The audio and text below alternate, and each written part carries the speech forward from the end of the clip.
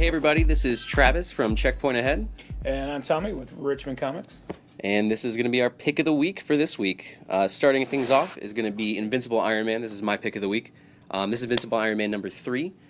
This book has taken me completely by surprise. I've never been a huge Iron Man fan, so reading this book, I've just been enjoying like every page of it. I'm much like you in that I've never really been a huge Iron Man fan. Right. But Bendis has made me like a lot of characters that I never liked before. He does it so well. And not only that, his artist partner, David Marquez, he draws every human in like they're all beautiful people. And I want to look like just one of them. There's a scene near the end of this book, or I guess kind of in the middle towards the end, where Tony looks up at, I can't remember her name. Yeah, the doctor, yeah. The doctor. He looks up at her. And the look on his face is so real. Yeah, totally. And like he's got beautiful eyes. Tony's got beautiful eyes, guys.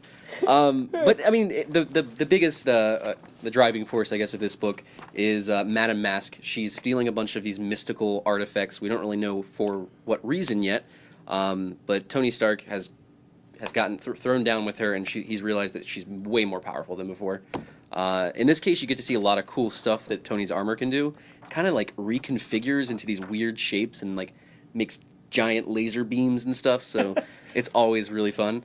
Also, there's some really cool like intimate moments with Tony and the Doctor. This one scene here where they're kind of just sitting in her office talking. It's like adorable. Like yeah. I want them to just marry each other and just love each other. And I've said this for years. I don't care if you hate Bendis and you hate his plots. He writes some of the best dialogue in Definitely. comics. It's very real. It feels like something people would say. It doesn't feel like comic book writing. Exactly. People talk in his books the way people talk in real life. Right. He's also super funny. There's a lot of really funny lines in this book. There's one amazing moment, probably my favorite moment in the book, between Doctor Strange and Tony Stark, which they comment on the fact like that they both look very similar. Like the goatee. Exactly. Yeah. Like I feel like if you didn't know better, you would confuse them all the time just based on their heads. But there's this scene where Doctor Strange helps out Tony with his problem or whatever, and Tony goes to leave, and he's like, "Thanks, Doctor." Goes for a high five. And where in another person's hands, this would have been like a one-panel joke. Exactly. He spends a page and a third on this the same exact pose. Iron Man just completely holding his hand up for it's like 7 panels of him just holding up his hand, waiting for Doctor Strange to give him a high five. Finally does it, and the last thing that first of all, Tony Stark gives him the high five and screams, "Awesome facial hair, bros." To which Doctor Strange says, "I hate you." The ending of it, Tony goes to locate who he thinks is Madame Masque, and she's not there. It's just a tape recorder, which leads Tony to question where she was able to find a tape recorder, which I thought was a pretty funny That gag. is a pretty good question. I haven't seen a real tape recorder in a while. Quite some time. Yeah. Tony's new armor is really cool. I love how it's literally every armor. Yeah, and it's weird because when I first saw the design on this, I was like, well, that armor looks really boring. Yeah. But I think they did that on purpose. Definitely. Because it can do anything. Exactly. Yeah. I mean, it's stealth armor in this case, and it looks really cool. Anyway, yeah, he goes to find Madame Masque, just a tape recorder. Her really like letting him have it, like psychologically. She's really brutal in this with what she says. And I don't know a whole lot about Madame Masque, but I did not know she would ever pull that smirk right off your face and eat it. I didn't know she was. These capable. are like hardcore Venom lines from the '90s. Exactly. really dark stuff. In any case, it ends with Iron Man completely surrounded by these, mysterious silhouettes with what appear to be lightsabers. I'm pretty sure they're just Jedi. I hope so. The Sith has come to take out Iron Man. Man, Iron Man versus the Sith. I'm so excited. But yeah, again, completely by surprise. Never been a huge fan of Iron Man, and turning to the very last page, I'm even more excited because we see the cover of next issue. And it's got Mary Jane Watson on the cover holding Iron Man's mask in a very you just hit the jackpot kind of way. So I'm very excited to see where that goes. So Definitely the greatest book I've read this week. One of the reasons I could never really get behind Iron Man, and it's a lot of the same problem I have with Batman sometimes, is that rich people problems. Yeah. I can't really. Right. It's not something I can wrap my head around. They kind of commented on this book. Yeah, they very much comment on it, and for the first time, I'm seeing Tony Stark, and I'm like, okay, it's more than just the rich kid. Exactly, yeah. He's got, he's rich, but like they say, money doesn't solve happiness or give you buy happiness, whatever. Yeah. But yeah, Invincible Iron Man #3, Bendis and Marquez, excellent stuff. And if you're not already reading this, which I feel like most people probably are because it's Bendis. You probably should be. Yeah, definitely check it out. It's amazing, and if not, just to look at pretty people drawn by David Marquez. Well, not a lot of diversity in our picks of the week this week. Going with Amazing Spider-Man #3.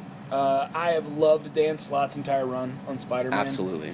And this particular issue, we see Johnny Storm find out that Peter has bought the Baxter Building.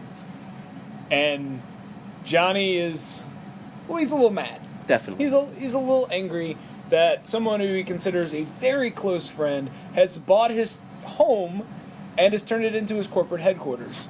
Now, there are a bunch of really awesome gags while Peter and Johnny kind of hit each other a whole bunch. Yeah, it's very just broy. Like they're fighting for the dumbest reason. Yeah. But they're full blown like superhero fighting, and it's ridiculous. Well, the best part is like they're in the middle of fighting, and then like Spider-Man's Avengers alarm goes off, and they stop. Yeah. And he looks at it, and he's like, "Oh, it's Mockingbird, it's Shield," and Johnny's like, "Is it an emergency?"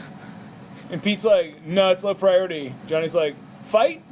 All right, fight." And then they start fighting. Exactly. Again. Yeah. It's like It's very much like an older brother and a younger brother who get into an argument, except they have superpowers. Yeah, so exactly. Trouble ensues. and like even Peter mentions in the book, he's like, fighting in the Baxter Building was a lot more fun when it wasn't my stuff. Exactly. There's a really cool moment in that as well, where Johnny Storm gets caught in that plastic tube that Yes. Spider-Man got caught in the very first issue. So I thought that was a really cool nod to it. Yeah, they do a great job in this book. Jonah Jameson is in here for a few fantastic. panels. He's just fantastic. being himself. He's basically taking credit for who Peter Parker is. Right. Because, that's who he is. Yeah. Of course, he's going to take credit for anything he can. And then we meet a little bit more of the B characters in this particular issue, where we find the guy who runs Parker Industries New York when Peter is out of the country, and it's his old pal, Harry Osborn. In this case, Harry Lyman. Harry Lyman. He has taken his mother. Changed his name. I wonder why he would do such a thing. I don't know. I have no idea. Yeah. But we get to see Peter and Johnny in a way that not a lot of writers really depict them. Definitely. And Slott's done it before. When Johnny was Peter's roommate. Yes, for a little while. Which was it was so fantastic. Yeah, it was so good. And this it kind of feels like that. It's two guys who are the best of friends who know that if they hang out with each other too much, bad things will happen. Exactly. And there's a bit in here that my boss Philip, this is going to be his favorite page of a Spider-Man comic maybe ever. He has a thing about vehicles. Like cars, trucks, planes, jets, it doesn't matter. If it's got a cool vehicle in it, he is all about it. Well, there's an entire garage of spider vehicles. Yeah. So not only is Spider-Man his favorite character, it's full of cool cars. And I like that everything has spider in it. Yes. Spider cycle, spider skimmer, which I guess it's something for the water. I would hope so. Either that or it cleans dead bugs out of giant pools. Hopefully. I'm not sure. But some of the stuff like for those of you who don't know, the original Spider-Mobile, Peter and Johnny built together. Yes. And so when Johnny's there and Peter's like, "Hey, look at my new Spider-Mobile," and Johnny's like, "But you built it without me?" Yeah. It's just this. And this starts like a second fight. Yeah, Like they fight again. They do it again. It's so good. It's so much fun. And there's the B plot, which is where the villains are in this. Yeah. The Zodiac, for the first time that I've ever seen them, like a legitimate threat. Yeah, they're horrifying. They're really good. They one of the plot points that's been going on since the first issue is Zodiac has stolen like Parker Industries information, and Parker has been building stuff for S.H.I.E.L.D. So they go in and basically take out a helicarrier without even trying, because they've got all this insider information. So they're building them up to be like a legit bad guy. Definitely. Even though, they're in the middle of like crazy, like trying to determine the future. Like the guy goes and he's like, "Tell me the future," and then they start doing the whole like mumbo jumbo stuff, and he's like, "Sarah, cut it out. Stop trying to sound like a fortune cookie." I'm like, okay, even these guys sound like real guys. Exactly. So, yeah, this book was I really liked the moment in there where Johnny and Peter, or when Peter finally calms Johnny down, and tells him it's not a permanent thing. Like I just wanted me to have it, so nobody else would have it. Talking about the Baxter Building in this case, and he just shows up this really cool statue of the Fantastic Four, which he mentions was built by or commissioned by Alicia Masters. So it's a lot of cool like continuity just chalked in there. Yeah, it's so much cool stuff. And one of the things that I noticed, and I don't know if this will be a plot point later on, but in the statue, the kids are there. yeah, Franklin and Valeria are Yeah. there. Well, in this, Valeria is considerably taller than Franklin. Wow, yeah, and she looks a lot older. She is half Franklin's age.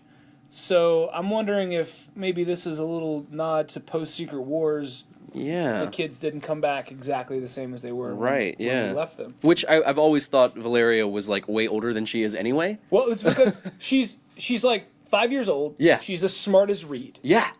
And Without had any of like the wisdom. Exactly, No wisdom to temper exactly. that intelligence. So, whenever Daddy says no, Uncle Doom says yes. I thought another cool thing about this book was the ending, because we get a little stinger of a maybe a threat coming up. Yes. And this is not the first time that an issue of this volume has ended that way. I believe the very first issue ended with a very similar kind of thing, but with a different character. So I'm interested to see these two very big Spider-Man bad guys come back into the fold and see what their plans are. It almost feels like they're putting a band back together from many years ago. Oh man. Perhaps. I don't know. I'm not gonna spoil too much. So anyway, that is our picks of the week. We will now continue talking about comics for the next 8 days. So yeah, I guess the next book I read, Hercules #1. It's the first issue of a new series, and this is post Secret Wars. This is by Dan Abnett, and artist is Ross is the last name. I cannot find the first name anywhere, but his last name is Ross. In this case, Hercules, as some may know, he's kind of he's like a bro. He drinks. He's got a crazy antics. He's not really seen as a legit superhero anymore, even though he was technically the first, going back to obviously the Greek times and all that kind of stuff. In this case, though, we get to see Hercules. He's renting a apartment from some lady in New York, and he's just kind of living his life, normal human life. He's hanging out with Gilgamesh, who I'm sure is a Marvel character. I'm not familiar with him. Gilgamesh, also called the Forgotten One, so don't feel bad. Thank God. They call him Gil in this, which is great. But Hercules, I don't think he ever wears a shirt in this issue, which that's fine. I understand it. If I looked like that, I get it. Yeah. So in this, basically, it's about Hercules. He's trying to become a relevant hero again. He's trying to be, a Captain America, a Spiderman, or whoever whoever you might think. In this case, though, he is going after a what are they called? It's some alien race. Basically, these two little boys come up to his apartment and like, hey, my sister's dating a monster, and I hear that and I think, oh, it's just some douchey guy, but no, it's a legit monster. So Hercules has to defeat this creature, which during so he's kind of having this conversation with that creature about how both of them fit into this modern world, and how Hercules is trying to to take his place in that world. He's using modern technology. He's rocking a man bun. That's awesome. Sure. So yeah, he's trying to fit in here. Ends up destroying that little monster. In the midst of it, he sees Athena, who doesn't say anything to him. So it's kind of a weird omen for stuff to come. But yeah, overall, it's just a really fun book. I love Hercules. He's such like a bouncy character. He's really he just doesn't care what he says. And yeah, I really like this whole new thing of him using like modern technology to help fight. Because obviously that paired with his ridiculous strength is going to be pretty cool. And yeah, by the end of it, Hercules going after a sea monster, and there's just this awesome page of him running towards these tentacles with this like giant gun. So if that doesn't get you on this book, I don't know what will. But He's got the same mace that Ram Man from He-Man used. So it's... Yeah, this is, I mean, I guess if there was a manliest comic ever, this, I guess this would be it. Because, I mean, like I said, never wears a shirt. He's just full on bare chested, hairy as heck. So yeah, great comic, and you guys should definitely check it out.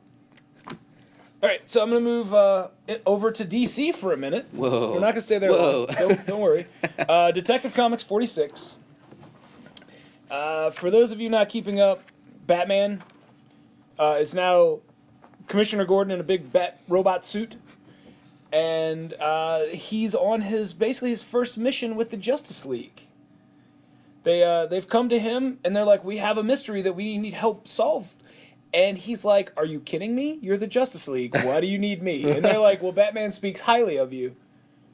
And Gordon's like, oh, really? He's mentioned me to you? So there's that moment of, like, starstruck, oh my God, they've heard of me. They talk about me at home. Oh my God. And then all of a sudden, there's a murder mystery, and Gordon goes straight into detective mode. Now, the murdered victim is like a 100-foot tall giant monster. There's been a bunch of like hikers disappearing in the Himalayas, and the Justice League are kind of checking it out.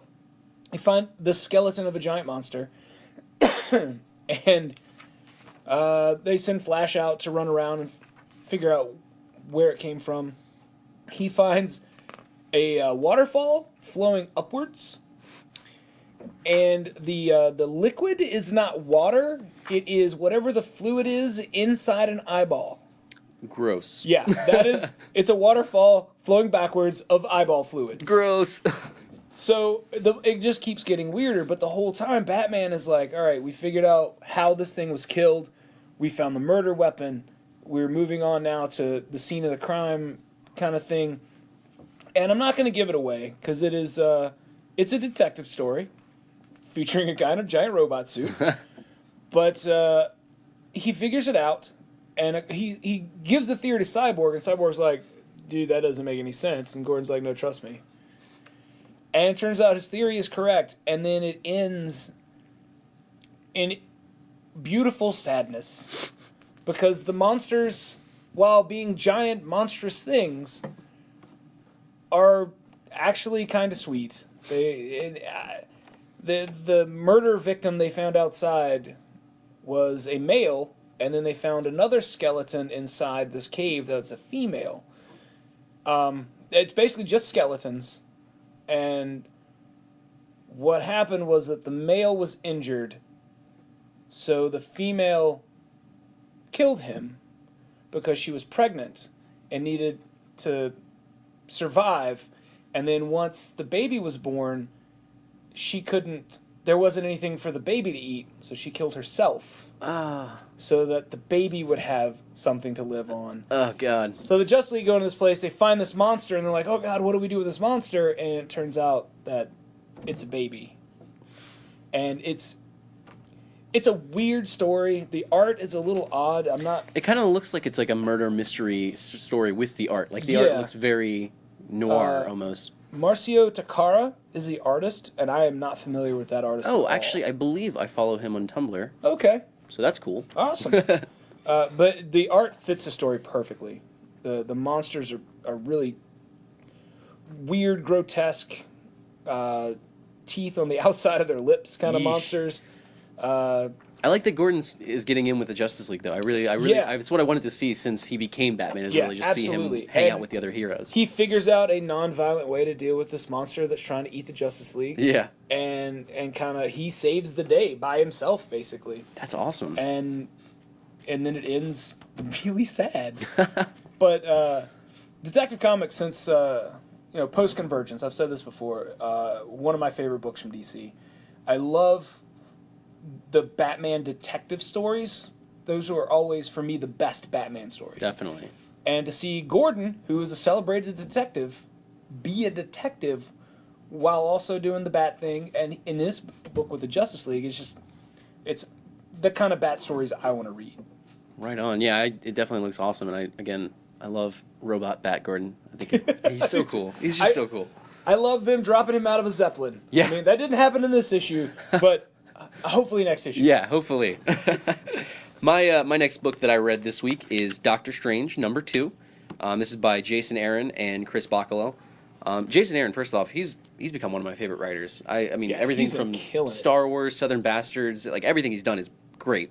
In this case, Doctor Strange, last issue, there's this girl who was infected by something, and Doctor Strange is continuing to help her with this problem. They're in the Sanctum Sanctorum, which he gives a brief rundown of its history beforehand, and it's pretty gruesome. They've done some pretty crazy things in the Sanctum Sanctorum, which I would expect so. But in this case, they are fighting off these, what are they, mind maggots, I think is what they're called, which they're drawn perfectly grotesquely by Chris Bachalo. He should just do this book forever. Exactly. Like it's like it's almost Tim Burton-esque. Like they're just the creepiest looking things, and he just excels at it. So yeah, Doctor Strange hanging out in the Sanctum Sanctorum with this woman whose name escapes me. She's got this disgusting like scab with teeth on her head. Well, sure. She's in New York. It happens. Yeah, absolutely. Basically, the whole thing is just them going through the Sanctum Sanctorum, and the girl realizing how dangerous that place is. She ends up falling through a book and ends up in a completely different part of the place or whatever. There's this great part where they're walking through, and Doctor Strange is watch out for the floor, don't step on anything. And she's like, "Are there supposed to be snakes on your coffee table?" And he says, "Don't talk to the snakes." to which the snakes reply, "Hey girl, what's up? What's your hurry?" So yeah, that was fantastic. In this also we get to see Wong, who I don't. If he showed up last issue, I don't remember it too clearly. I think it was mentioned at least. Yeah, in this he breaks out his kung fu to save this woman from the mind maggots. She ends up opening the fridge, which was a huge mistake because Doctor Strange says he has dangerous tastes, and she didn't trust him. In this case, though, Wong ends up saving her. And her reaction is basically, why does Doctor Strange's chef know karate? So they meet up with Doctor Strange again. He's floating around reading books, trying to solve this whole thing, and tells the girl that basically all these mind maggots are connected to her. So she needs to basically start thinking about the biggest secrets she's ever told. Some of which include, I think my sister's baby is ugly. I think my favorite one was probably I voted for J. Jonah Jameson for mayor. That's her deepest, darkest secret. So basically she ends up saying all that, and these mind maggots are flooding straight towards her. At the last second, Doctor Strange jumps in front of her and basically infects himself with these disgusting things. He didn't really tell the whole story because mind maggots apparently have never been seen before. So these are whole new things. He has no idea how to cure it, and now he is infected. Basically, he kind of sort of asked this girl out in a weird Doctor Strange way. He's just like, "Hey, you want to come organize my book sometime?" She's like, "Is that a euphemism for something?" And at the end, there's a really cool stinger, which seems like it's going to be the main plot of this book going forward, where Sorcerer Supremes from other dimensions are getting killed, and one finally makes his way to our dimension to warn Doctor Strange, and it seems like he may not have been successful. So really excited to see where this book goes, and again, Chris Bachalo, so good in this book. So good. I'm not usually a guy who harps on the artists. Yeah. Like, I'm more of the story guy. Right. But man, Bachalo, the monsters he's drawing in this book. Crazy. Yeah. Crazy. Yeah, you mentioned Tim Burton. I would even put him with like Guillermo del Toro. Yes, absolutely. Yeah. Like his visuals are so distinct. Yeah, absolutely. And yeah, at times it's like he's got these disgusting monsters, and they're still adorable. Yeah, I don't know. It's weird. Yeah, it's like I do want a plush of those things. All right, so this week we finally get Uncanny XMen 600. This book was scheduled to come out, I think, in 1982. It's in a bit. It's like 6 months late, 7 months late, and they pushed it back until they were ready for Extraordinary X-Men. Right. I think is what they did. Because I think at first they were saying after Secret Wars, which I think seemingly Secret Wars has continued on forever. Yeah, so. it's Secret Wars is just going to keep happening till the end of time. Hopefully, we can only hope. But this book, it was a satisfactory ending to Bendis' run on X-Men. And at the same time, I think because it was so late, I wanted so much more from it. Yeah.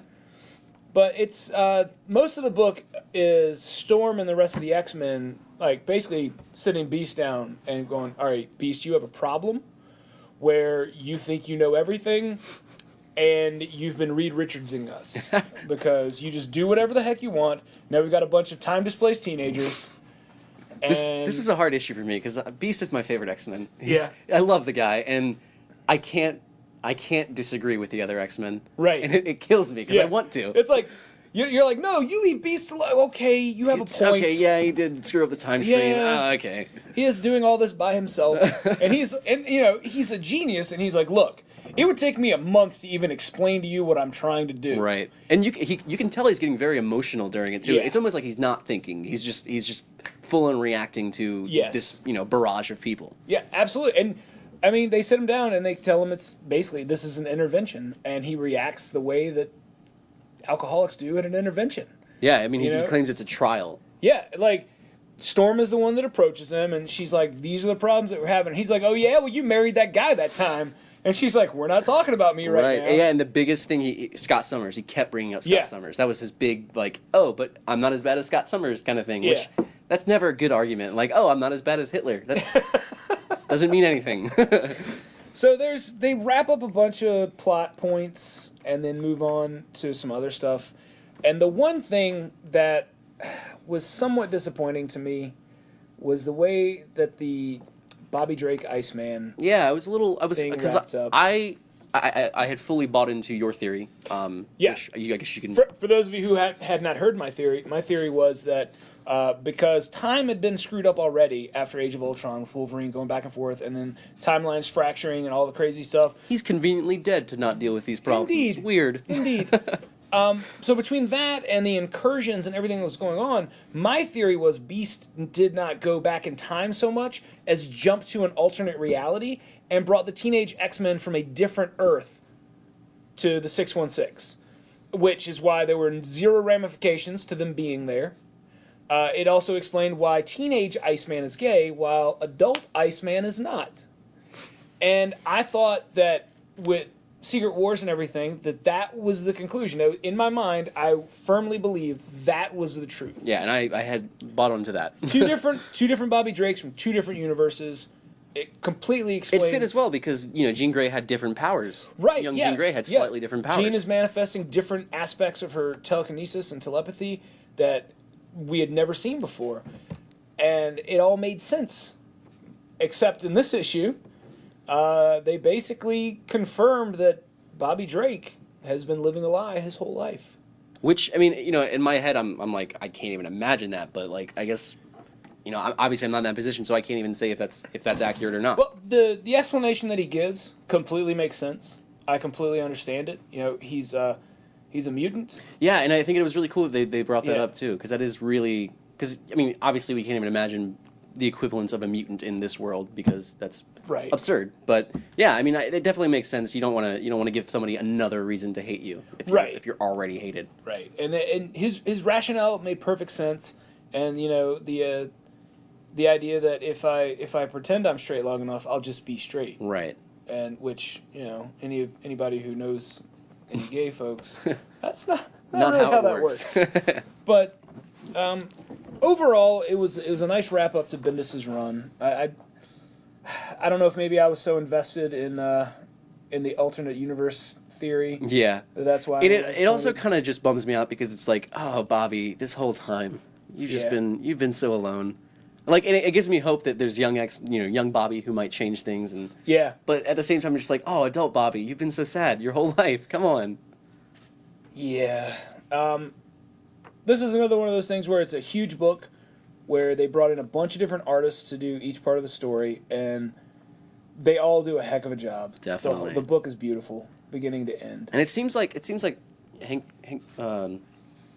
his last name. Oh my gosh. McCoy? Hank McCoy is not out of the woods yet. It seems like there might still be some trouble for him just based on the ending of the book. Yeah, I agree. And it kind of seems like maybe he, towards the end he's realizing what he's done. The time traveler Eva, Time Bubbles. Time Bubbles, yes. She comes to him at the end, and she's like, "Look, you're gonna have a trial. Whether that was it or if it's coming up, we don't know." And he's just like, "I don't know what to do." So he goes for a drive and looks all sad. Yeah. But again, it's a pretty decent wrap up to Bendis' run, which I have enjoyed thoroughly. Definitely. I think another thing is just because they make references to other story points. Like I know they mentioned the Utopians, which at this point feels like I read it a year ago. Yeah, it was so long ago. At this point. Yeah, it's I think that might be another issue. Just trying to connect to these stories that we read months and months ago. Yeah, like there's a reconciliation between Colossus and Magic that feels, I don't know, like almost unnecessary at this point. It's been so long. I forgot that they were mad at each other. Yeah, I did too. When they were like, I was just like, what's happening? Why aren't they brother and sister? They're chums, whatever. Yeah, I don't know. I think this book took way too long to come out. Yeah, definitely. And according to Bendis, it seemed like it was pretty much done. So I don't know what the holdup. I guess you might be right with the Extraordinary X-Men thing, though. That's my guess because as I will talk about in just a few minutes, Extraordinary X-Men picks up basically where this book ends. Right. Like almost like a page later. That's where we are. Right on. Well, my next book that I read this week is Star Wars. This is number 11 by Jason Aaron, who I mentioned earlier as an amazing writer. Rightist. We're going to use that from now on. Fair enough. I love your rightistness. And the arter in this case is Stuart Immonen. This picks up with Luke. He is still trapped in Nar Shaddaa, working for Gracchus the Hutt. In this case, he's just fighting for his entertainment. Luke is believed to be the last of the Jedi in this case. It opens with this sweet moment, though, between 3PO and Chewbacca. Chewbacca and 3PO are looking for Luke, and looks like somebody else is looking for Chewbacca and 3PO. In this case, it's Dengar, who you might remember as the bounty hunter from Episode 5 with, like, the wrap all around his head. He kind of looks like he had stormtrooper armor. I remember that guy. He proves to be a pretty bad dude. In this case, he comes up behind Chewbacca, shoots him with some electric bolt thing, in which point C-3PO is kind of, standing back there apprehensively, and mentions how Chewbacca saved his life on Moon 1, and he's like, I should probably return the favor almost. Picks up the this weird electrocuting thing that is stuck on Chewbacca and takes it off him, basically powers himself down in order to save Chewbacca, which, it's a droid, so whatever, but it's a heroic moment for a droid in this case. Especially for 3PO. Yeah, he's a coward. Kind of a coward. He's a coward. So yeah, it was a really cool moment. And obviously, when you electrocute a Wookiee, he's going to get back up and he is going to try to fight back. So this great fight between Dengar and Chewbacca happens. Meanwhile, Luke is in the arena and he's fighting this crazy, like, I thought a Rancor was bad. This thing is nuts. It's called Congo the Disembower. And he's got, like, metallic limbs, and it's almost like a cyborg Rancor. Yeah, it's really crazy, crazy looking thing. Luke in this also, I don't know if this is relevant, but he's fighting with not his lightsaber. They give him someone else's lightsaber. I'm not sure if that's something that we're gonna hear about later, but it's a green one, so kind of nodding to his future choice of color. Also, we get a little update on Han, Leia, and Sana.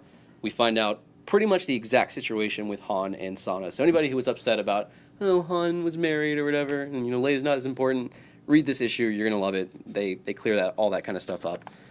So at the end, we're picking up with Dengar and Chewbacca's fight, and it seems like Chewbacca, it's going his way.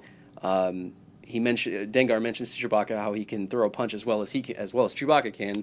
To which Chewbacca punches him, and he's like, okay, maybe not. But he does say he has a bunch of toys. So he ends up blowing up Chewbacca's back with some weird explosive. I'm hoping it's not actually an injuring explosive.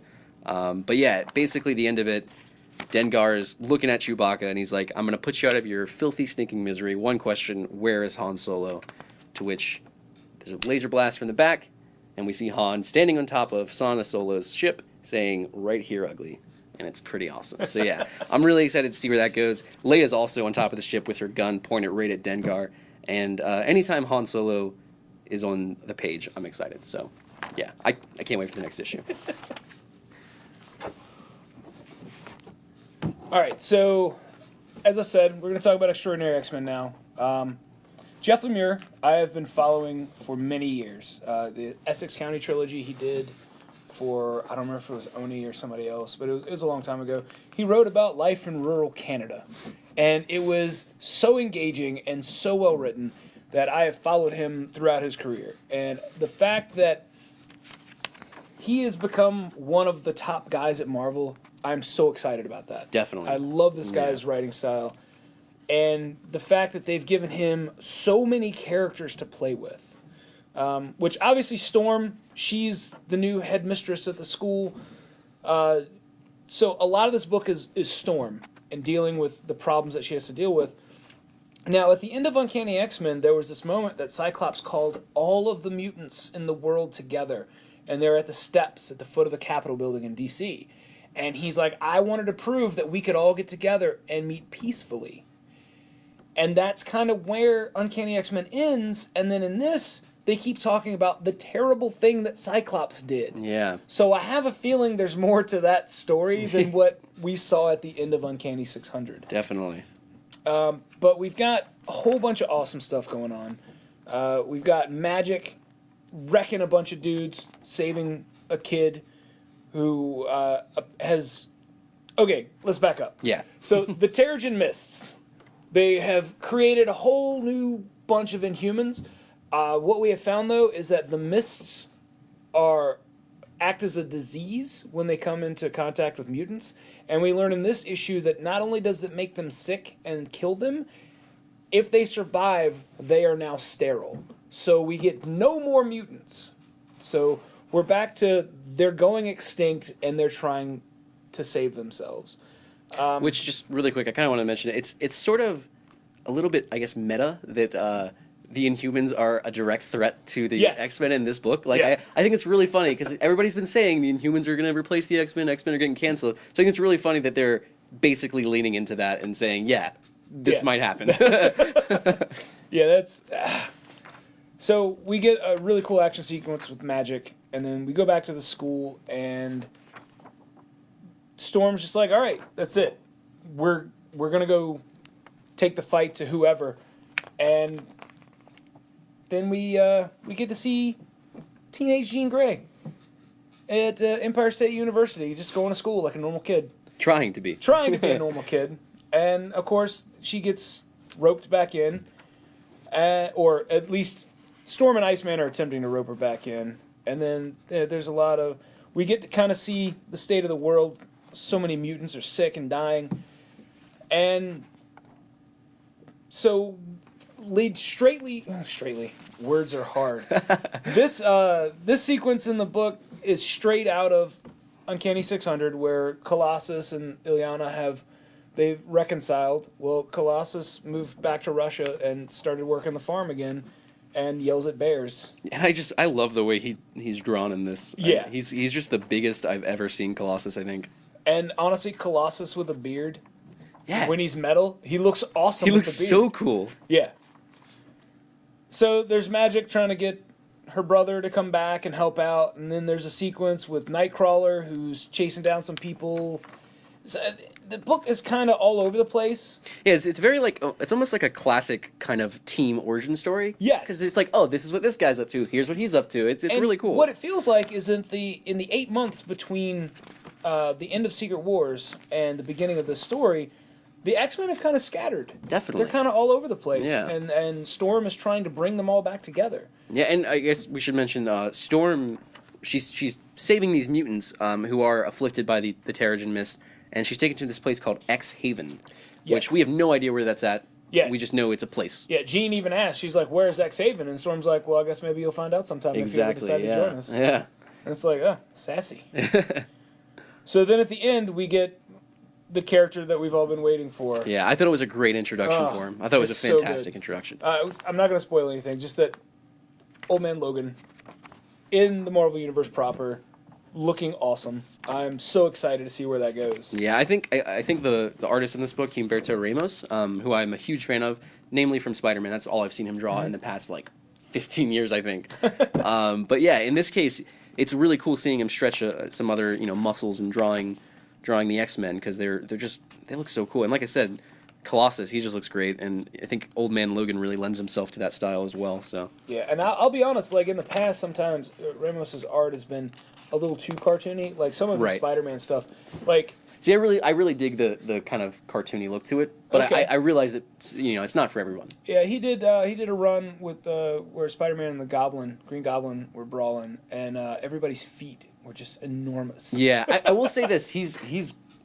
grown a lot. He has. This is the best stuff I've seen from him. I think Yeah, ever. I know. When he was doing I don't know. It might have been Young Justice. I'm not sure. I know it was one of those teen DC books. I remember that looked very.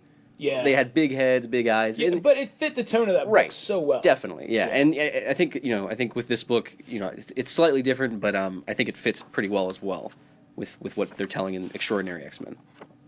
Yeah. So I'm excited to see where this goes. Teen Jean and Old Man Logan. Yeah, Their first meeting is going to be amazing. So yeah, I can't wait because they both one has probably some feelings about the other. It has to make it awkward. Yeah. It has to. Yeah. Okay, so the final book, we both read this, so I guess we can kind of just double team it. This is Paper Girls #2. This is by Brian K. Vaughan and Cliff Chang as the artist. I've said this before, Brian K. Vaughan, he just knows what to do to get you interested. Like, Yeah. I don't even fully know what's going on in this book, No one does. but I want to keep reading. Yeah. It's so I mean at this point we're following these paper girls. They're girls who deliver paper. It's what 88 I believe 1988. Yeah, the George Bush for President 88 sign is in someone's yard. Yeah. So in this case they just ran into the monster from last issue, and they're regrouping, kind of trying to figure out what's going on. All the adults are gone. They have no idea where they are, and they keep hearing this kind of crazy alarm. Basically, they make their way back to one of the girls' house where they meet her stepmother. Actually, let's back up. Back up to this crazy centerpiece of this book. Because I have no idea what's going on. I don't either. They are pterodactyl-ish. Yeah, they're these weird. Yeah, basically they're driving or riding their bikes to this other girl's house, and they look up. They're hearing these crazy ver sounds, and they look up, and it's just the sky opened up, filled with these crazy pterodactyl things, And lightning filling the sky. It's actually a beautiful page. Like it looks great. It is. But again, no idea what's happening. And it's weird because these pterodactyl things have some sort of harness on them. I noticed that. But there's no rider, so I don't know. Yeah, I don't know and it seems like, I mean, obviously pterodactyls, they're not around today. Correct. So they probably came from the past, and I know they do mention the possibility of time travel in this book. Well, at the end of the first issue, one of the girls finds something. Yeah, she finds like a modern day Apple device. Yeah, and it's got the Apple logo on Right. it, and they're talking about it, and she hypothesizes that perhaps this is a full computer from the future. Which is a pretty, that's an apt freaking estimate or whatever. Yeah, she's like, well, my school just got a bunch of computers with this logo on it. and it makes sense that this, if computers used to fill a room and now they sit on a desk, that in the future they could be this small. Yeah. And the other girls are like, shh, you're dumb. But it's a weird book. Yeah, again, we fully still don't know what's going on. Yeah. At the very least, it's really interesting. It makes you want to know what happens next. Anyway, they make their way back to this other girl's home, and this is the first, I think, other character that we see besides the main girls cast, and it's the stepmother of one of the characters, who her theory is that it's the rapture. There's the worthy were descended into heaven, and everyone else was left behind. In this case, though, she's drinking. She looks very depressed, and she's talking about how her husband vanished in front of her eyes. So it must be the rapture. Something. In this case, again, she's really depressed. She picks up a gun, intending to kill herself because she thinks, everyone else is gone. This is the end. This is what I have to do. The girls do not share her theory of religion, I guess, in this case. One of them actually mentions, I go to Catholic school. This has nothing to do with God. And so, the last page is the girl and her stepmother struggling over this gun, because the woman's trying to kill herself, and it seems like despite this girl's attitude towards the stepmother, she doesn't want her to die. Right. know. She cares. Right. So yeah, it's kind of a cliffhanger ending there. We just see a big bang. Shocked looks at the word bang. Exactly. Yeah. Typical comic, fanfare there. But yeah, definitely excited for this book. And Brian K. Vaughan, he knocks it out of the park every time. And I do want to point out that in the back of the book, the American Newspaper Delivery Guild 1988 Newspaper Delivery Survey. And it is, favorite movie of 88, favorite TV show of 88. And then they actually have an address to send it to, and you'll be entered in a drawing where one lucky reader will be randomly selected to receive a real check for $88. So I'm totally going to complete this survey. Yeah, I might have to do that. It's going to use kill me to $88. cut this comic, but... So that's what Xerox machine... Photocopy, yes. Yes. The only problem being is that I don't know what my favorite movie of 1988 is. I don't know what my favorite TV show of 1988 is. So I guess this is the benefit of having been alive and a teenager in 1988. Yeah, I was born 93, a couple of years later. So yeah, I'll have to think about it. But yeah, no, I really like Paper Girls, and again, Cliff Chang is the artist. I think he's really good as well. But yeah, I think it's gonna be fun. Yeah, Can't wait.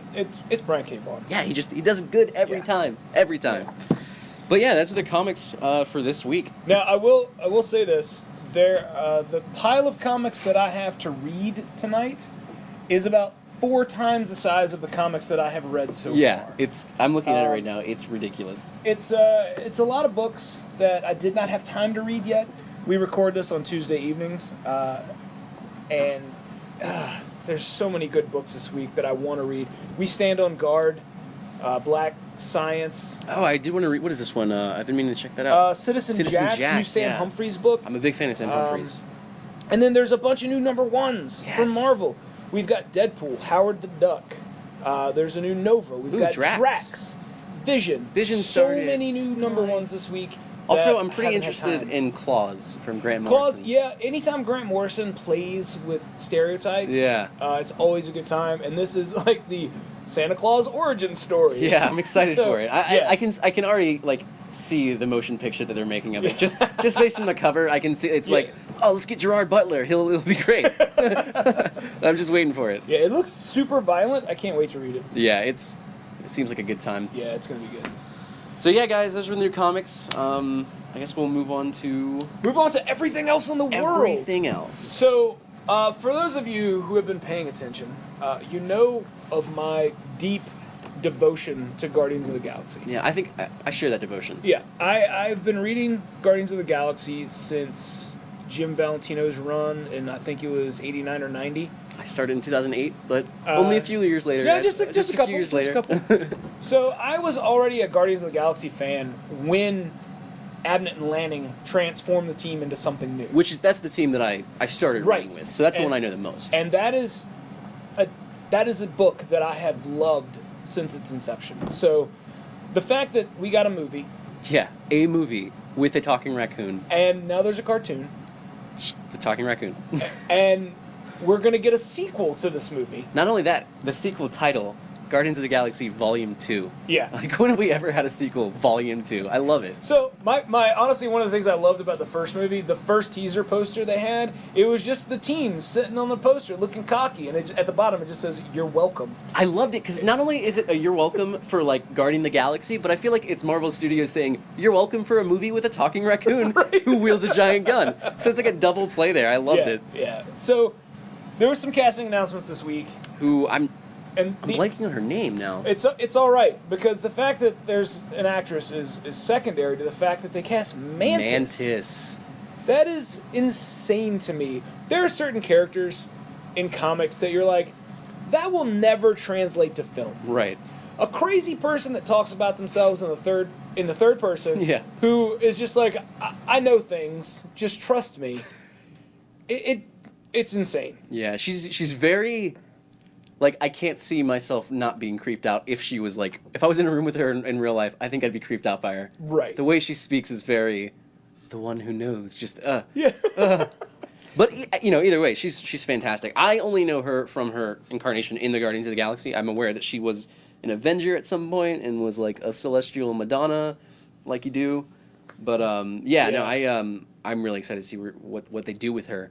Another green member of the Guardians of the Galaxy. Yeah. So that's going to get different. I mean, I like that Drax and Gamora have different shades. Yeah, Drax almost looks like a green or something. the tribal tattoo scarification thing they did. Yeah, I thought it was really excellent. helped set him apart because there are a lot of green characters in Guardians of the Galaxy. Yeah, Bug. But God. Who I think we'll probably never see Bug just based on the fact that he's a Micronaut. He's a Micronaut. Yeah. Yeah. All right. So the actress's name is Pom Klementif, I believe is how you pronounce it. Hopefully. I would not swear to that. But I'm not super familiar with her. I think she's relatively unknown. She is from Canada. She was an old boy. And that is the extent of my knowledge. But Mantis is such a bizarre character to have on film. Definitely. And I mean, she was one of the founding members of the 2008 team. Yes, the Dirty Dozen version of the Guardians. Exactly, yeah, which that was when Rocket and Quill first met, and Groot and him were already the best of pals at that time. Yeah. But yeah, no, I'm wondering how I guess they're going to work her into this now, just because she's, she was an original Guardian. In this case, that's not possible. Well, I mean, I always look at the movies as completely separate entities. True. You know, the heart of the character is correct. So the timeline and everything, that doesn't matter as much. Right. So I'm as long as she is as unsettling as she is in the comics, yes, then I'm going to be okay with it. If she just shows up and it's like horrible things happen, we need to do this thing now. Yeah. Yeah, almost like I don't know. There is one great moment from the 2008 run that I almost wish she was in the first movie so she could have done this. But I think it's in like the very first issue. She's just like. They're interviewing her. It's almost like The Office because they have these little interview sections or whatever. And she's like 48 hours from now, the team will decide on being called Guardians of the Galaxy. I can't say anything because that I have to let it go. But I just really wish that could have been in the movie so she knows that they're called the Guardians of the Galaxy before they do. Which I think another.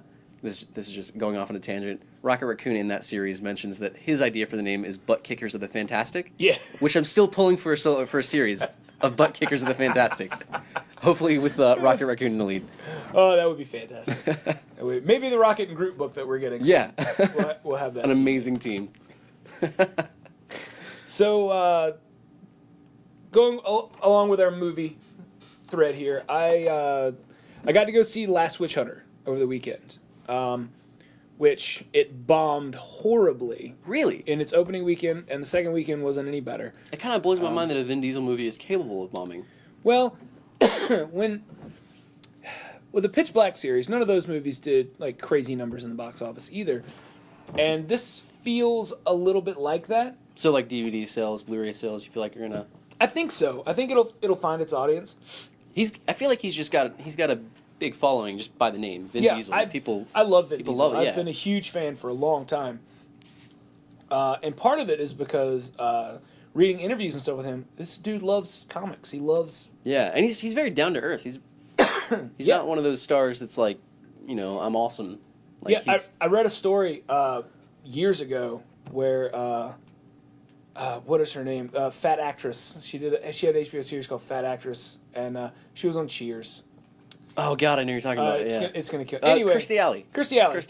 Thank you. So she's in Central Park in New York, and there's these kids, these teenagers, and they're making fun of her and calling her fat. And she's about to cry because these people are hurting her feelings, and Vin Diesel rolls up and just yells at these kids. Can you imagine? This is a real thing? This is a real thing. This is a thing that really happened. Oh my God. Can you imagine being in the park and being a jerk and making fun of some lady? And these kids probably didn't know who she was. Right. They're just like, oh, this lady's fat, and let's make fun of her. And then Vin Diesel rolls up and yells at you. That's amazing. Yeah. He's just the coolest dude ever. And Last Witch Hunter, it feels to me like he was playing D&D, as he does. Okay. That's awesome. On Geek and Sundry, there is a little video called D and Diesel, where Vin Diesel plays D&D with some of the guys from folks from Geek and Sundry. Great. Which you ever see the movie Triple X? Yes. Okay, so he had that tattoo across his stomach. Yeah. That was the name of his D&D character. Oh, that's amazing. Who is the main character in Last Witch Hunter. So this is legitimately Vin Diesel made a movie about a D&D game. Okay, so I thought Last Witch Hunter was based off of something. The name of the character in Last Witch Hunter is the name of one of Vin Diesel's D&D characters. That's great. That's so great. I don't know if any of the other movie is based on the D&D game. Right. But at some point, he calls someone a 14th level warlock in the movie. I'm just saying, this movie feels like a D&D game. And going into it, I really was expecting big action, like crazy action sequences with just enough plot to get us from one explosion to the next. Right. That is not what I got. I got a movie that had a coherent plot. It had some pretty solid writing, and some really good acting. I mean, Michael Caine is in this movie. Yeah, and I saw Elijah Wood.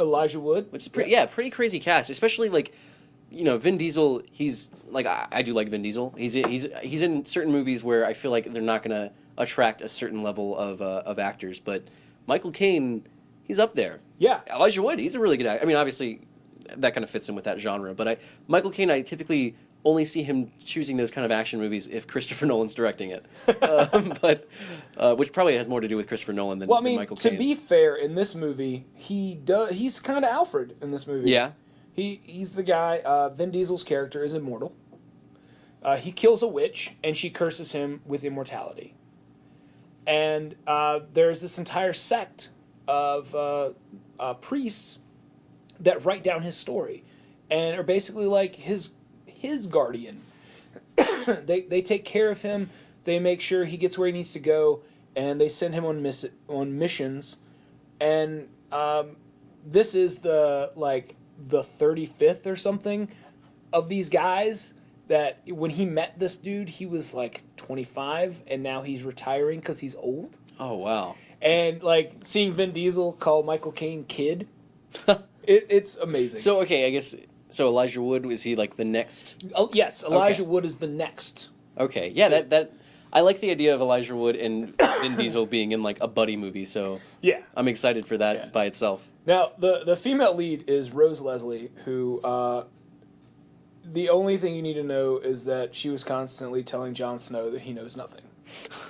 So, like, honestly, the first 10 minutes she's on screen, I'm looking at her, and it's modern clothes and everything, and I'm like, she looks so familiar. Where do I know her from? And then she says something, and that accent kicks in, and I'm like, oh, that's where I know her from. And then the whole movie, I'm going, please tell him he knows nothing. Please, for the love of God. Didn't happen, but I was really excited about it. But anyway, Vin Diesel's character, he hunts witches. And what has happened is that the ruling class of witches have made a pact with the priests that they will not harm anyone. Like, that's the main thing. Humans don't get harmed. We'll leave you alone. We'll stop killing you. Humans don't get harmed. So Vin Diesel's basically the cop. He goes out, and when a witch goes off the rails, he shows up, and either... Used to be he would show up and kill them. Now he shows up and arrests them, and then they get put in a dungeon by this crazy monstrosity. It's in the thing you see him fighting in the trailer is the thing that take the witches and put them in prison. Weird. Yeah, it's very strange, but it's an awesome action scene when he fights the thing. I'm a big fan of like just monsters in movies, or monsters in general. I like giant monsters and everything like that. So like, I feel like there's a potential for some really cool like monster designs in that movie. To be honest, like that particular monster design was really cool because it was like a bunch of pieces that didn't really fit together. Okay. But still walking and talking and not talking, but walking and moving and fighting. And most of the really cool design was on the Witch Queen herself. Does she look humanoid, or was she like a witch, like you would think in like Wizard of Oz or whatever? She is a humanoid, but like really grotesque. And at the beginning of the movie, it's like hundreds of years ago, and they find this giant tree that's growing, and it just looks ominous, and they have to climb into the tree to hunt down the Witch Queen, and then there's all these other crazy witches and things attacking them, and people dying and stuff happening. But like first 5 minutes of the movie, the Witch Queen dies, and then shenanigans ensue. And then the Witch Queen returns at the end, looking, if possible, more grotesque. Oh God! It's watching his character go from I'm gonna kill all the witches to like the first scene you get of modern times is him on a plane and there's a storm going on, and he figures out that girl over there is a witch, and he goes over and sits next to her, and basically she's got these stones that she's improperly put together in her bag that's accidentally caused this storm, and she's like, are you going to kill me? And he's like, kid, I'm trying to keep you from killing yourself. So he's like, I'm going to confiscate these now that I've saved everyone and no one knows what's going on. You behave or I'll come after you. Wow. And it's a much smarter movie than I thought it would be. Yeah, from the trailer, like, I mean, I didn't really have a huge urge to see it from the trailers, but hearing about it, definitely, like, I might have to check it out now. I enjoyed it quite a bit. Yeah. I don't know if you've ever seen the movie Witches from, it was based on a book by, like, Roald Dahl or something. Yeah. Yeah, but that movie, the witches in it, and I haven't seen it since I was probably, like, 7th grade or something, but they were the most horrifying witches I've ever seen. So if they're anywhere close to that, then I don't know if I can make myself go see it. Well, the part of the idea here is that this witch created the Black Plague to wipe out humans. Nice. So there's these swarms of plague flies. Oh, it's so gross. Oh, wow. Yeah, okay. I've got to see it. It's real good. So I was watching Walking Dead Which Sunday. I missed. I'll go spoiler free and let Okay. you know that it was an excellent episode. It was really well done. The writing, the acting, as strong as ever. Maybe this is easy top 5 best episodes they've ever done. And we found out if Glenn died, right? No. This is also top 5 making everyone angry at you episode. Like all the people that watch this episode and were furious, go back and watch it again. Here's the thing about Walking Dead fans. I mean, I'm a Walking Dead fan, so I'm not trying to like exclude myself from that. But it seems like a lot of them get so passionate that they get angry. Like, yes. Angry at certain decisions the show makes or whatever. And like I get it. Like when things happen in comics, I'm like, oh, like what? Oh, that's stupid. But like they get real angry, and I've never seen that like in any other fan base before. Well, I've been in the comics a long time. Fair enough. Yeah. Yeah, I've been that angry at things I love.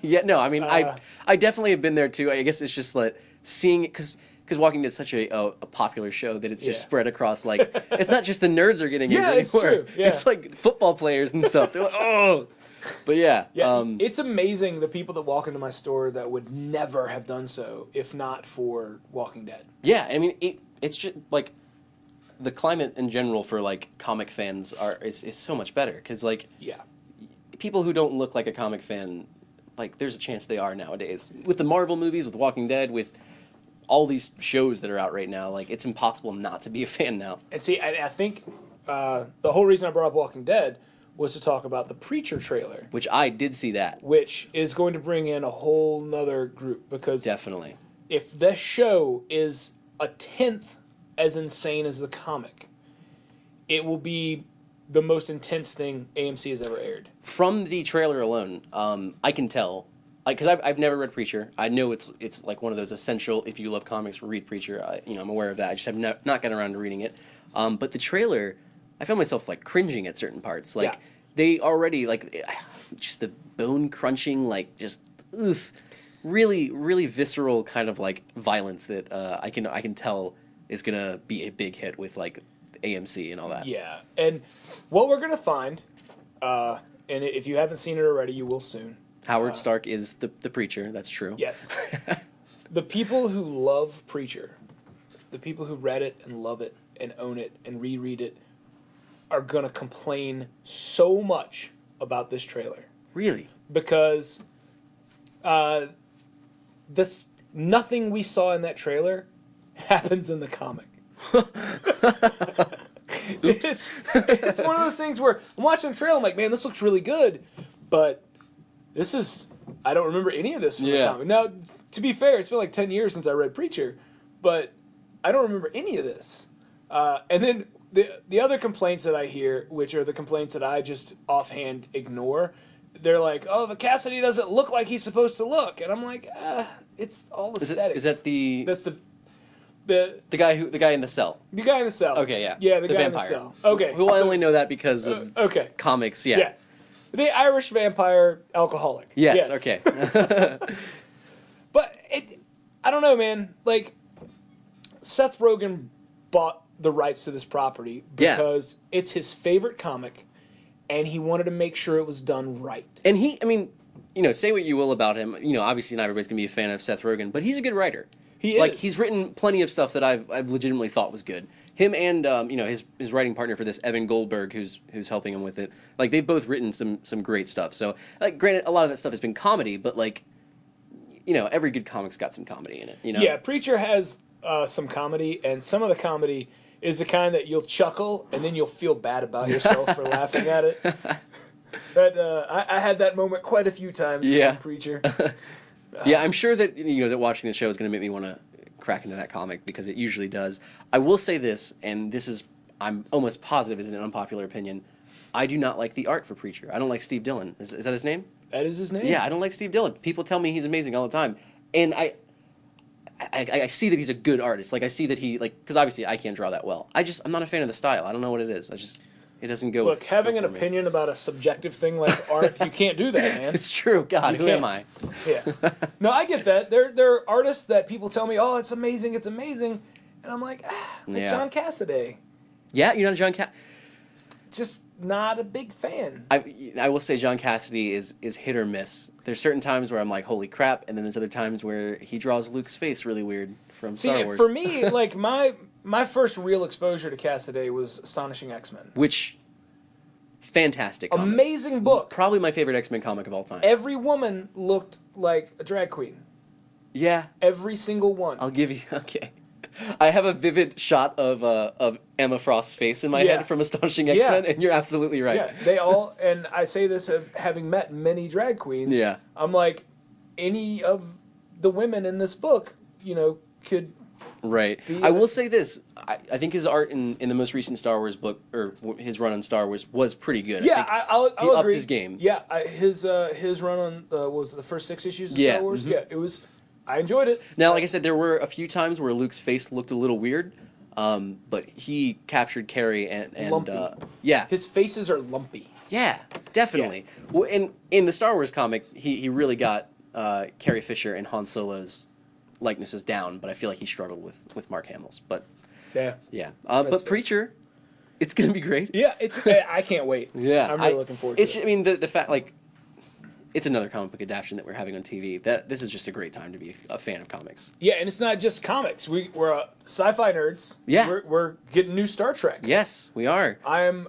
We know nothing about it. This was literally like, it's been kind of, I think, rumored for a bit, but this has literally just been like confirmed by CBS. So CBS is working on another Star Trek series. From what I understand, it's going to be exclusive to their streaming service, so you have to pay for it, similar to Netflix. Now that might bum people out, but I'm kind of looking at it this way. Netflix and places like that typically have a higher budget because they have that revenue coming in directly from subscriptions. Right. So I think they're going to be using, if they do go that route and it is a subscription based kind of thing, I think they're going to use that extra budget to up their game. Well, what I'm seeing, and I think CBS is if they're doing this model of original programming online only, they've seen the writing on the wall for traditional cable television. The online streaming services are, honestly, it's the way of the future. Definitely.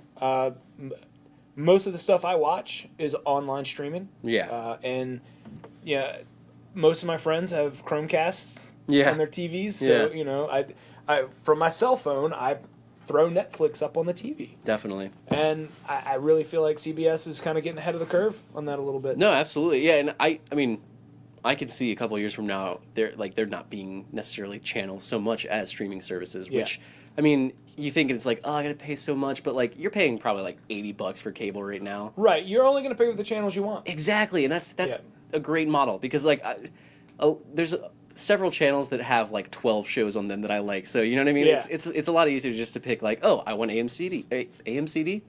That's a new channel. It's coming out. It's morning time music. Exactly. It's going to be great.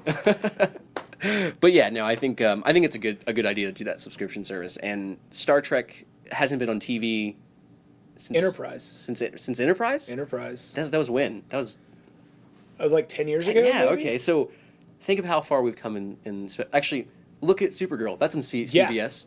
Spectacular special effects. Really good special Spectacular. effects. So yeah, So much better. I think even if they do go with the subscription service, if they do go with the network service, whatever, I think it's going to look good either way. Yeah, I think so too. I'm curious as to when in the timeline this show is set. Yeah, and they have made it clear it's not in the movie universe. Right, which confuses me. It almost feels like they looked at what Warner Brothers is doing with their DC stuff. Yeah. And went, hey, we can do that. We're going to have a movie property and a TV property and keep them separate. Yeah, but now I'm thinking about it. Are the movies not in continuity with the original trilogy? Original series? No. They're not. Okay. No, they knocked them out of continuity with the first. Right, okay. So J.J. it's an Abrams' alternate timeline. Right. But it is those I guess time travel. Yeah, it depends on how you look at time travel. Yeah. So yeah, absolutely. We could have two divergent timelines. So this could... And they could cross over at some point. Oh, God, yeah. All right, guys. Yeah. All right, nerds. Yeah, let's it's see. happening. Maybe we'll get a Star Trek show where everyone has a goatee. Yes, I hope so. At some point, they'll meet their counterparts who are clean shaven. I hope so. Or who have hipster beards. No, that's a good question. Because obviously that other universe, they all have goatees or whatever. What about, like, what... Has that ever happened? Has there ever been somebody who's good who has a beard and they go to the other universe and there's, like... Yeah. A goatee on top of the beard? On Next Generation, because Riker had a beard. Okay, and when they met their doppelgangers, evil Riker had no beard. okay. I almost wish he just had more facial hair on top of the beard. But that's great, too.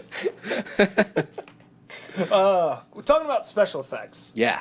Last week's Flash Oh, my God. ended in a thing that I never thought I would see. Yeah, like, I was watching it in bed, and I got up, like, looking at the screen, just dumbfounded. Yeah, So, for those of you who have not watched Flash, you should stop and go back. But for those of you who have, freaking King Shark. King Shark.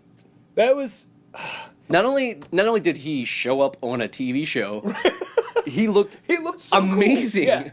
Like, okay, you guys remember the 2003 Hulk movie or whatever, right? It looked way better than that. This is a feature film, and this shark looked way better. Like, he looked... I don't know if anybody remembers the cartoon Street Sharks. Oh, my God, yes. I loved it as a kid. But he looked like a street shark. But, like, budget was nuts. Like, you could tell they were using a mixture of CG and, like, there was some animatronic stuff going on.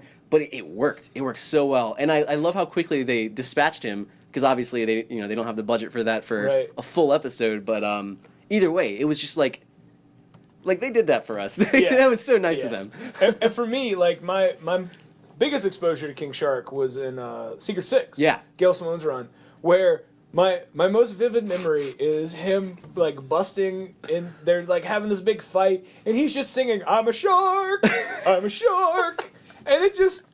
I kind of wanted him to bust out in the song. I'm gonna bring this up now. I don't know if he's dead or not. He was definitely hit with a gun. Yeah. But I'm just going to bring up the fact that is Earth 2 King Shark. Indeed. So there is another King Shark out there. That's all I'm saying. And we've seen the Flash do this before with Grodd. They blew us away with that, and they are not afraid to try to do, like, because I feel like a lot of shows they look at someone like Grodd or King Shark, and they're like, oh, well, we can't even possibly do that, so let's not even try. It'll just look bad. They try, and it works. Like, I feel like if more shows are trying to do stuff like that, it's just going to keep getting better and better. And it does feel like with Flash especially, they're kind of embracing the nuttiness of comic They books. totally are, and that's why I love it so much, because, like, this is a show where a giant shark shows up. This is a show where like freaking dudes with cold guns just like it's a cold gun. Yeah. And he's just fighting the Flash. What? Not only that, I mean, just the absurdity of Legends of Tomorrow coming up. Like, that's... They don't care. Like, and it's crazy to think when Arrow first started, like, going back to, like, the first season of Arrow, and you're watching this, like, definitely, like, Nolan-inspired kind of TV show. Like, it's very, like, Dark Knight, Batman Begins. Yeah, I would say Arrow is Batman for exactly, TV. Definitely. Yeah. And... seeing that, and then, a couple of years later, giant shark on the street, like, that's so cool. So yeah, I could not have been more thrilled with the last couple of minutes of that episode. I mean, and it did overshadow the big fact that Harrison Wells returned. Earth 2 Harrison Wells. Because, like, I was I texted my little brother after I saw that episode, and I was like, freaking King Shark! And he was like, what about Harrison Wells? And I was like, I don't care. King Shark. King Shark was in this episode. It was amazing. Yeah, but yeah, I mean, I eagerly await the next episode. Hopefully with more King Shark. Yeah, I'm also looking forward to that. We talked about Arrow a little bit. This whole thing that they're doing with Sarah, we're in the Lazarus Pit. Yeah. Tomorrow night. Well, yeah. Today's Tuesday. When you hear this, it'll be tonight. Yeah. So, Constantine, the teaser that we saw for this week's episode, Constantine tells them it's her body, but her soul's not in it. Right. So she's basically a feral animal. Which, if you know anything about the Lazarus Pit from the comics, specifically with Jason Todd, it's very similar. Very much so. They did a good job of translating that on the screen. They did a really good job at making her look dead, too. They did. I was terrified of that. She was so skinny. It was like, oh, she's been dead for a while. Yeah. Like, in my head, like, when I thought they were going to dig her up, and then it be revealed that Malcolm Merlyn already took her and already did the Lazarus Pit. Because, like, I was like, there's nobody going to show it, like, a dead body. They did. Yeah. It was super dead. Yeah, every time I think these shows aren't going to go that far, they do. Exactly. It's crazy. Yeah, I'm more and more impressed with the CW's shows. Honestly. Yeah, and they've, like... I hear the critics of those shows, like, it gets sappy sometimes, but, like... comics got sappy sometimes, you know? Like, Absolutely. Who cares? I want to see a show where I can see a giant shark show up and fights people. Like, I don't care if there's, like, a little romance in there. Who cares? And it's another complaint I don't get. It's like they seem to complain about the romance between, like, Ollie and whoever, or Barry and whoever, but it's like, that's a central part of not just comics, but, like, every story. Right. Like, that's... One of the biggest goals you can hope in life is to meet someone, so why would that not be an aspect in these people's lives? If you're on TV, why not meet the prettiest people in the world? Exactly. Because all the good-looking people work out and hang out together. I've noticed that everyone in the first Avengers movie, everyone who worked at S.H.I.E.L.D. was, like, the best-looking dude ever. They were so good-looking, and they all worked at S.H.I.E.L.D., and I'm like, he's probably killed someone, but he looks like a Hollister model. I think most Hollister models have probably killed someone. That's true, yeah. Fair point. Sorry, Hollister. Well, speaking of Avengers and S.H.I.E.L.D., let's talk about S.H.I.E.L.D. the show. Oh, last week's Agents of S.H.I.E.L.D., where every prediction that I made was completely wrong? Yeah. Yeah, absolutely. They're so good at doing that, though. Last week's episode was weird, too, because it was very cinematic. Yeah. The opening of it, I thought, was excellent. Like, it was just... Obviously, this episode was Simmons stranded on... wherever. Well, now, the wherever, we watched this episode together. Yeah. And, like, I don't remember how far into it was, but it was like I think the second time that the planet had tried to stop them from doing something. And Travis turns to me and he's like, "Are they on Ego?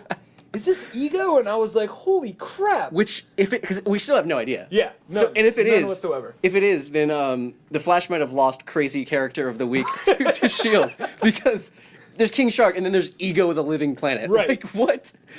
Which is obviously one of the more crazy creations of Marvel. But I'm gonna assume it was Kirby who did that, because it just I believe so. it seems like Kirby or Starlin, one or the other. It had to have been one of them. I think it was older than Starlin, so Okay. I think it might have been Kirby. Kirby, yeah. But here's the thing, like, everyone that I've talked to in the last week, they're like, all right, Simmons wants to go back real bad, and she wants to save that guy. No one thinks that's actually a NASA pilot. No one. Really? No one I've talked to this entire week has been like, yeah, they need to go rescue that guy. They've been, that guy's an extension of that planet. He's not real. Oh my God. Yeah. My heart will literally die if that is true. Oh God. Okay, now I've been reading, I actually read another theory of I guess it could tie into that, which would depress me, but people are saying that planet might be populated by dire wraiths, which I don't know a whole lot about. I remember them briefly being talked about in, I believe, Annihilation or Annihilation Conquest. Yeah, dire wraiths were created for ROM, the ROM comic book series, which ROM has now gone to IDW. Yeah. I don't know if he gets to take the dire wraiths with him. Oh yeah, okay. Well then. So I'm not sure how that theory holds up. Now, what made me buy into it was the fact they were saying that dire wraiths can shapeshift and make themselves look like however they want to lure in their victims, which would have tied in with the astronaut wandering around. Sure. And it could tie in with Will. I hope Will is not a dire wraith or an extension of Ego or whatever that planet is. But yeah, no, I I really liked last week's episode. It was, again, very cinematic. Yeah, it was really cool. And, I think we also saw a figure on the screen that we were calling Corvus Glaive just because of the tattered clothing. It looked just like Corvus. Well, I mean, it was from a distance. Yeah, it was really just the silhouette. But, I mean, it looked like that same style. This could be the first tease to Infinity War. Yeah, because, like, you've mentioned it before. I agree. I think that the Black Order is going to show up in the... I think so, too. Yeah. I don't... They're pretty new characters, but they fit with the story, I feel like. And I'll be honest, like, I don't think we're going to get a lot of Thanos in Infinity War Part 1. I think we're going to see his generals come and lay waste to things first. Definitely. I think he'll be a presence in Part 1. Yeah. But I think it'll still be almost, Empire Strikes Back Emperor. Right. And then, Part 2, we're getting full-blown fight with Thanos. Yep. And that's where Guardians come in, and there's the big Coulson's alive reveal. Yes. Oh, God. I want that so bad. So, do you remember in the first Avengers where Stark overrides the PA system in the Quinjet to play Thunderstruck or whatever it was? I want the same thing to happen with the Guardians, but with Hooked on a Feeling, and it'd be like every speaker on the planet or something. I just need to hear that again. But yeah, it seems like Shield and all the Marvel movies and shows are all leading up to that, so it's gonna be bananas. I can't wait. I'm really excited about it. Well, we have once again run on forever. Yes. I apologize, unless you really like listening to us talk. Which I do, so. And, yes, so do I. I've become a horrible narcissist. All right. So that's going to be it for us this week. Come back next Wednesday, and we'll talk to you some more at length forever. Right. And I'm Travis from Checkpoint Ahead, and you can follow me on Twitter at Sparkman Nope, I messed it up. At Spark-Man, but hyphen is spelled out as the word hyphen. So there you go. Not complex at all. I'm Tommy with Richmond Comix. You can follow me all over social media at Tommy Mad Prophet, or you can follow my store all over social media at Richmond Comix. That's it for us this week, and we will see you next Wednesday.